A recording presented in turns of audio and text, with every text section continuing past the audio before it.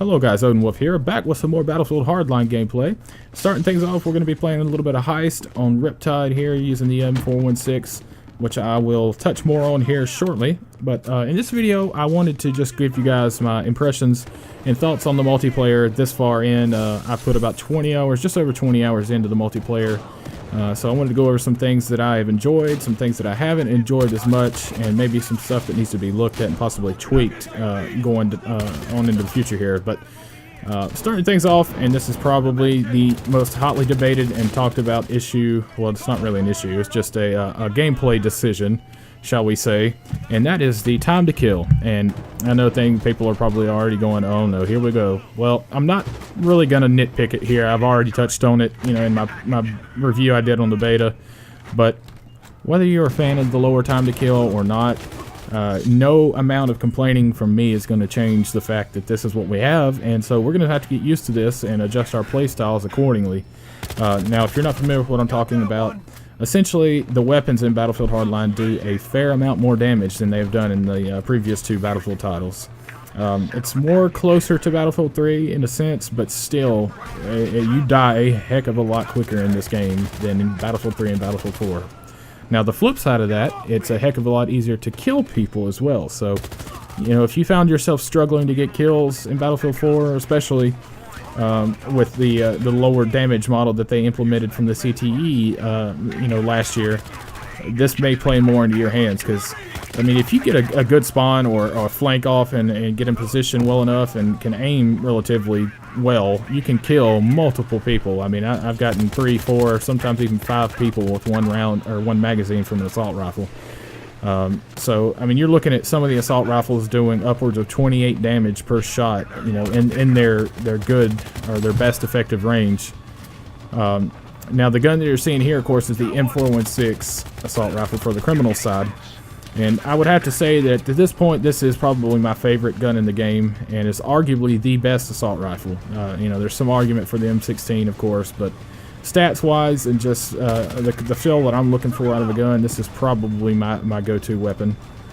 And the best combination of attachments that I've gotten to so far, and like I've mentioned kind of in the last video, a muzzle brake / heavy barrel and stubby grip seem to be the go-to combos, but I started off using the heavy barrel and stubby combo, but I've recently switched it up to a muzzle brake and a stubby grip, and that seems to be the hot spot or the sweet spot for me.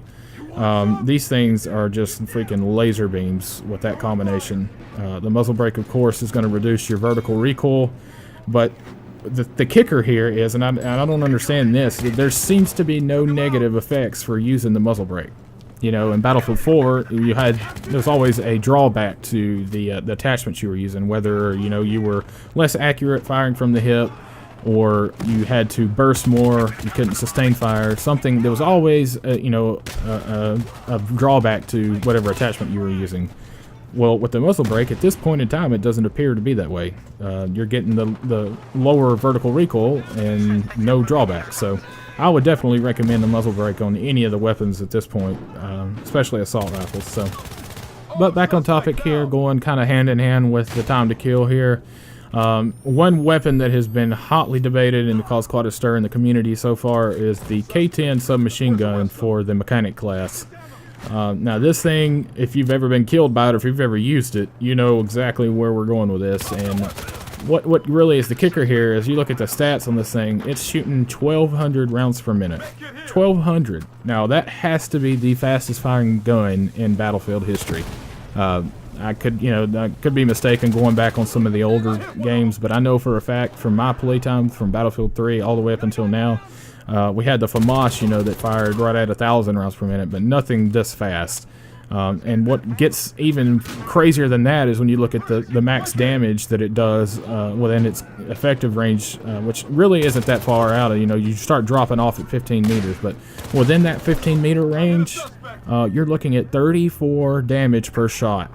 34 damage per bullet. So that's a 3-shot kill. With that 1,200 round per minute, that's what gives you that feeling of being one shot by this weapon. And you just absolutely shred people up close. So I think the damage per shot definitely needs to be lowered. You know, not too much, maybe, you know, 25 damage per shot, and then it kind of extend its range out a little bit further, I think would really help. That's just my opinion on it, and you know, doesn't really account for much. So anyway, I did want to give you guys a little quick tip here, and that is the good old reverse grenade is back. So take a look at the minimap here. You'll notice there's several guys up on the rooftop here. Well, just line your back up to it, aim straight up, toss your grenade up in the sky, and there you go. Man, we all remember from Battlefield 3 how much fun we could have throwing those over walls and stuff, especially on some of the Aftermath maps.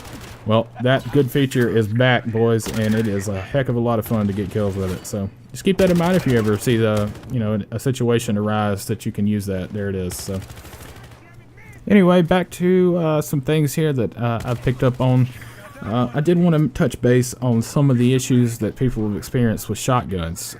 There seems to be some kind of a crazy delay when it comes to killing people with shotguns. If you've used them for any period of time, you'll kind of probably know what I'm talking about. And what it seems to be is like when you shoot somebody with a shotgun, you get a great center mass shot, blood goes out of their character model, you know you've hit them, and it still takes a good 1 to 2 seconds before it registers and you get a hit marker and then the kill comes up on your screen. Well, within that time that you're sitting there waiting for the kill to come up, the person that you've shot and that is quote-unquote dead still has the ability to fire back at you and kill you, and that's going to lead to infuriating kill trades. So I don't know, it just doesn't seem to be a netcode issue, because you can see the hit register and blood comes out, like I said, so you know it's registering the hit, and it actually does give you the kill, albeit, you know, delayed. So I don't know what the issue is there, but there's definitely something up with shotguns at this point in time. So I would recommend maybe holding off on using those until that's patched, and we can figure out what's going on with that. Another big issue here is team deathmatch. It's the spawns in team deathmatch at this point are just ludicrous. I don't know what the thought process behind the spawn system in TDM was, but there is no uniform spawn system right at this point. It's just random. You will spawn in literally and have 2 to 3 enemies spawn next to you or behind you. So I've played 3 or 4 rounds of TDM, and the strategy that I've found out is just whatever spot you're spawned in at, you just camp the crap out of it, and find you a little piece of cover to hide behind and just scan 360s the entire time, making sure there ain't nobody spawning behind you, because I guarantee you they will. It's pretty crazy. So that definitely needs to be looked, and we need to certainly go back to at least what we had in Battlefield 4, where it spawns each team on opposite sides of the map. That definitely needs to be looked at and tweaked. So I don't want to harp on all the bad stuff too much. I don't want you to get the wrong impression that I've enjoyed the game, because I've definitely enjoyed it, and there's been some epic, funny, crazy moments that I've gotten so far, and I've been having a lot of fun with it. And some of the good things that I've enjoyed is the map design. Definitely the smaller maps are playing right into my wheelhouse. Of course, me being a huge fan of the Close Quarters DLC from Battlefield 3, this is definitely the closest we've come to that kind of map design since then. Of course, the block is just insane, ludicrous. I mean, if you didn't like Metro, stay away from the block. That's all I can say. It's insane, especially 64-man Conquest. That shouldn't even be allowed. It's so ludicrous, but it can be a lot of fun too at the same time. So. Of course, Hollywood Heights, I had, going into this, just seeing some of the playthroughs and previews of that map, I had a feeling that I might enjoy it, and I have, but there have been times, where it can be infuriating if you get stuck on a bad team. The close quarters type, play style, you can get spawn trapped and stuff like that very easily. But overall, I must say I have enjoyed the map design, and I'm looking forward to some of the DLC maps we get coming out, and just seeing the designs behind those as well. Reverse grenades, man, it is a blast having that feature back in the game. I was so disappointed when we couldn't do that in Battlefield 4, and I've had some epic kills with those so far in the game.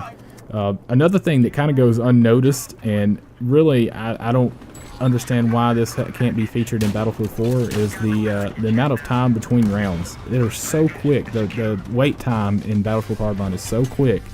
It makes a difference. I love that. You don't have to sit around waiting 45 to a minute for the next round to start, staring at a score screen.